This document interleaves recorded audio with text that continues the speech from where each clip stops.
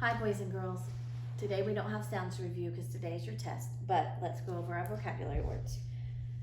Decorate, to add something to make it look nicer. A ceremony, a special procedure we do to mark a special occasion. Council, a group of people who work together to try to make decisions. And then today we have the word leader. A leader is someone who helps to guide you and kind of is in charge. For instance, I have a line leader that knows when to stop. In the classroom, the teacher is the leader. In our school, the principal is the leader. The president is the leader of our country. So a leader is someone who's in charge who helps you make decisions. All right. Who were the village leaders? Each village had two chiefs, one for peace and one for war. The white chief, or the peace chief, helped with religious ceremonies. He also made sure people got along. He dressed in white deerskins to show who he was. He was a man known for his bravery and wisdom. He had 7 men who helped him rule, one from each clan. The war chief, or red chief, was in charge only in war times. He wore red clothes. He was selected as war chief because of his skills as a leader and a warrior. He also had 7 clan members to help him. A group of war women, or beloved women, was at every war council. War women had won honors in fighting wars or had warrior sons. The war women helped the red chief plan when to attack an enemy. Okay, so the war woman helped the red chief plan when to attack an enemy. That doesn't make sense to me, so I'm going to stop and monitor. I thought mostly men would be involved in war, but I can reread and see that I was wrong. The Cherokee thought that women had a special role in the planning of attacks. Sometimes when I read something that is different from what I thought, I have to stop for a minute and self-monitor to change my thinking. Because here I'd been thinking that the women were mostly in charge of the food and the baskets and that kind of thing, but we find out that when you're in war, they're also very special and their skills are valued, so that's good to know.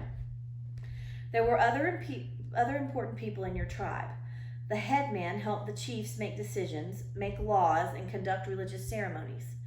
A priest was also an important religious leader of the tribe.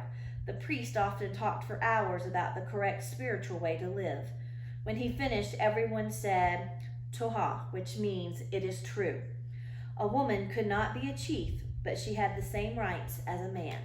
And here's a picture of our white chief and our red chief. What jobs did you do? Everyone helped in whatever way they could. No matter what your age, you helped your family and your village. If you were a girl, you would help the women plant and harvest the village's corn. You would help your mother in your family's garden.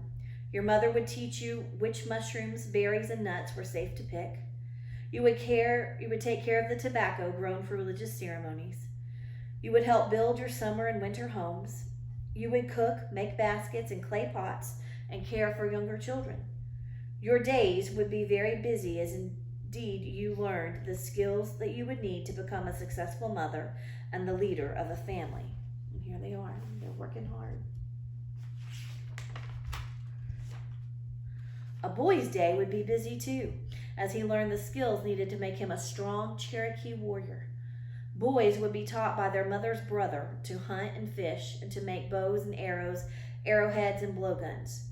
They would cut down trees for house building. They would help make canoes. The Cherokee rarely punished their children if they misbehaved. They did not spank a child. Children who acted up might be made fun of and teased until they were better behaved, or they might simply be ignored. No one would talk to them, play with them, or be with them until their punishment was over. Okay, and here's a picture of a boy learning his stuff, and then I think this child is being ignored. They're not letting him play because maybe he was having bad behavior. What tools would you use? Before the settlers from England and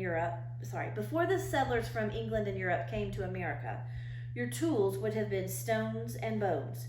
Boys would use a sharp rock to smooth wood for bows and arrows.